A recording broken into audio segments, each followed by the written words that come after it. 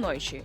Este é o Boletim Diário das Notícias da Ucrânia na UATV, onde contamos dos últimos desenvolvimentos no campo de batalha, a tecnologia ucraniana e a política global. Vamos aos destaques de hoje, dia 23 de janeiro. Estratégia diplomática. A Ucrânia realizará conversações diretas com delegação dos Estados Unidos antes da reunião trilateral. Logística do Mar Negro paralisada. Greve ucraniana interrompe transbordo do petróleo e amônia em Taman Neftegaz.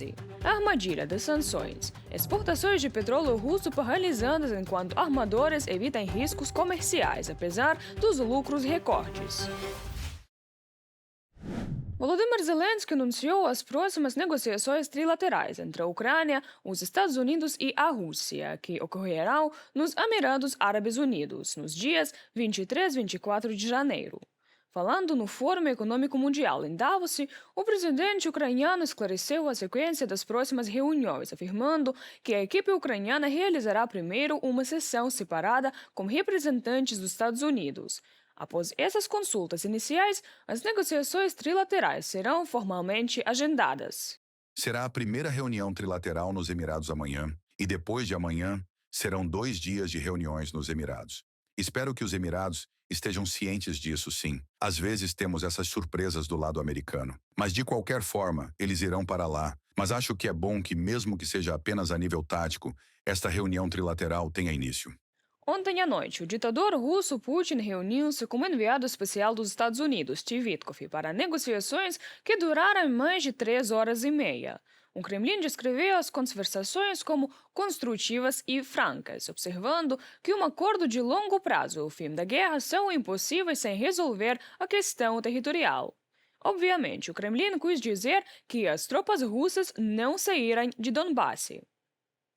Putin enfatizou que a Rússia pretende continuar a guerra até que seja alcançado um chamado acordo político e diplomático.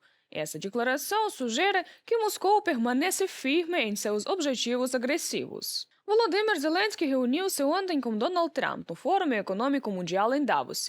A conversa durou aproximadamente 1 hora. De acordo com o presidente ucraniano, as duas partes discutiram detalhadamente o trabalho de suas equipes de negociação. Todos os documentos ficaram mais estruturados e melhor preparados. Um passo crucial para o progresso futuro.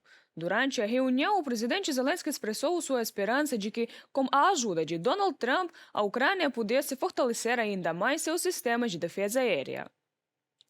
Ele enfatizou especificamente que nenhuma garantia de segurança para a Ucrânia seria eficaz sem a participação direta dos Estados Unidos. Comentando sobre a reunião, o presidente dos Estados Unidos afirmou que sua mensagem a Putin permanece inalterada. A guerra deve acabar. Trump descreveu as conversas com Zelensky como uma conversa muito boa. Neste momento, estamos a trabalhar ativamente nas garantias de segurança. Trata-se de um passo positivo e do sinal certo de que o Reino Unido e a França estão prontos para comprometer efetivamente as suas forças no terreno, havendo já um primeiro acordo sobre essa matéria. No entanto, é necessário o apoio do presidente Trump. Sem os EUA, nenhuma garantia de segurança funciona. Na cidade russa de Penza, um incêndio deflagrou num depósito de petróleo como resultado de um ataque de drones. O governador da região de Penza admitiu o acidente. Segundo relatos, na noite passada, drones desconhecidos foram avistados no céu sobre a região de Penza. Posteriormente, começaram a surgir informações sobre um incêndio em um depósito de petróleo local. O incêndio começou por volta das 4 da manhã, após várias explosões. Drones do Serviço de Segurança da Ucrânia atacaram o terminal petrolífero Taman Neftegaz, na região de Krasnodar, na Federação Russa. Conforme relatado pelo Serviço de Segurança da Ucrânia, os oleodutos tecnológicos nos cais foram danificados. Produtos petrolíferos vazaram dos tanques danificados e pegaram fogo. As chamas se espalharam por uma área de 7.000 metros quadrados. De acordo com estimativas preliminares, os danos somam aproximadamente 50 milhões de dólares. Este porto é um dos maiores na região do Mar Negro e fornece transbordo de petróleo, gás e amônia. Seu parque de tanques para armazenamento de produtos petrolíferos e gás liquífero excede 1 milhão de metros cúbicos. Volodymyr Zelensky apelou à Europa para que bloqueasse os petroleiros russos, seguindo o exemplo dos Estados Unidos. O presidente ucraniano salientou que a Europa deve agir de forma mais proativa para garantir que o ditador russo Putin fique sem dinheiro para financiar a guerra.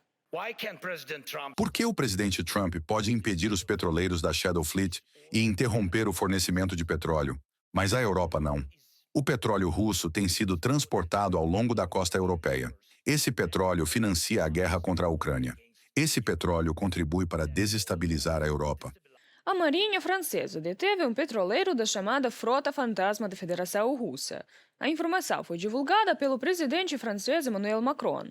De acordo com ele, a operação foi realizada no Mar Mediterrâneo. Conforme informado pela Prefeitura Marítima da França, o navio em questão é o Grinch.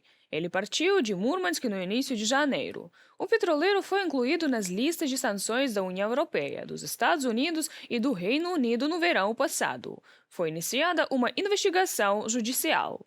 Não toleraremos nenhuma violação. A operação foi realizada em alto mar com o apoio de vários dos nossos aliados. Foi conduzida em estrita conformidade com a Convenção das Nações Unidas sobre o Direito do Mar. Pretendemos cumprir o direito internacional e garantir a aplicação efetiva das sanções.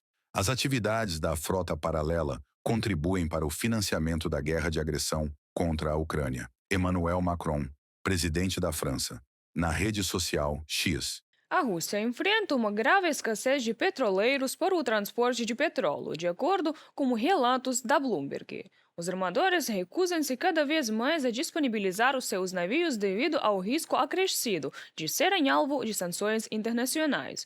O impacto nos custos logísticos tem sido dramático. No final de dezembro, o custo médio do transporte de petróleo bruto russo Urals de Primorsk para costas oeste da Índia subiu para mais de $60 por tonelada. Há apenas um ano, essa taxa era de aproximadamente $25 por tonelada.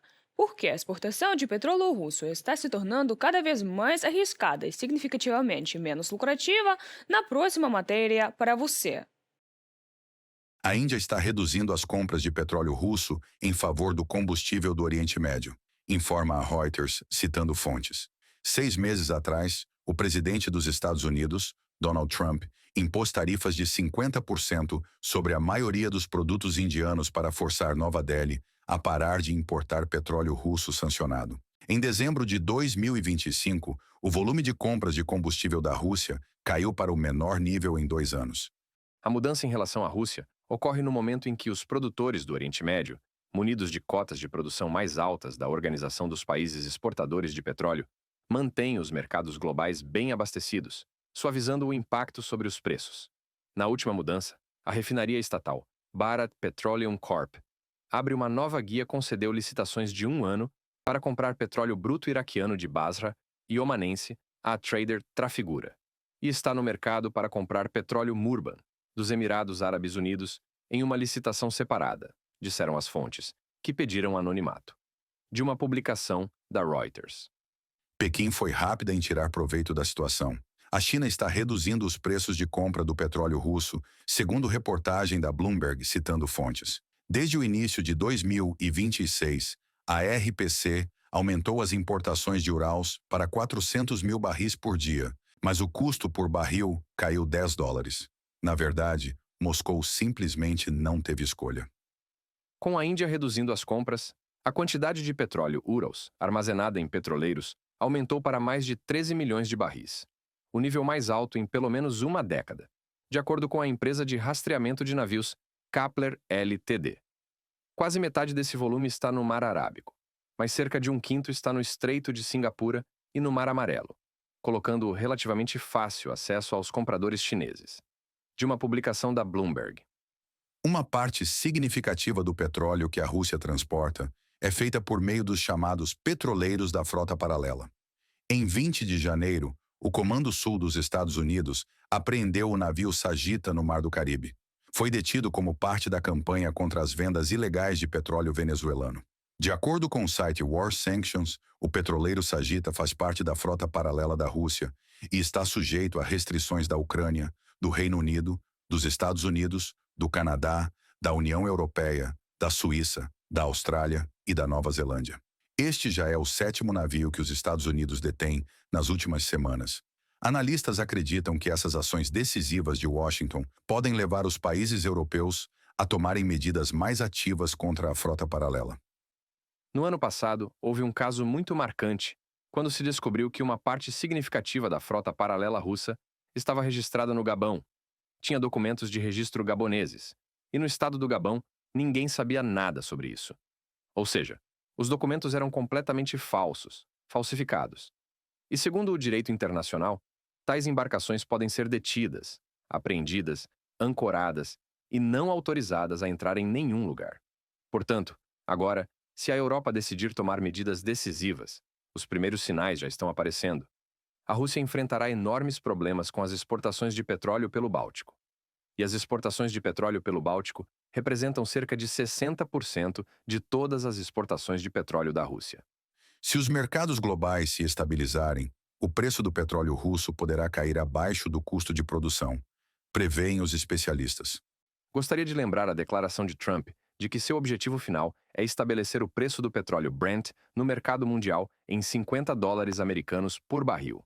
Se isso acontecer, o petróleo russo será cotado em torno de 32 a 33 dólares americanos, o que está abaixo do custo real de produção do petróleo russo.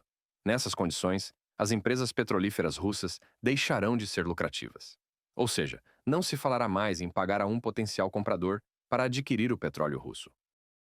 O orçamento da Rússia para 2026 inclui um preço de exportação do petróleo de 59 dólares americanos por barril. No ano passado, o governo teve que ajustar o orçamento anual várias vezes para se adequar à redução acentuada das receitas do petróleo e do gás. Os gastos sociais foram os principais afetados pelos cortes. Os gastos com a continuação da guerra da Rússia contra a Ucrânia só aumentaram.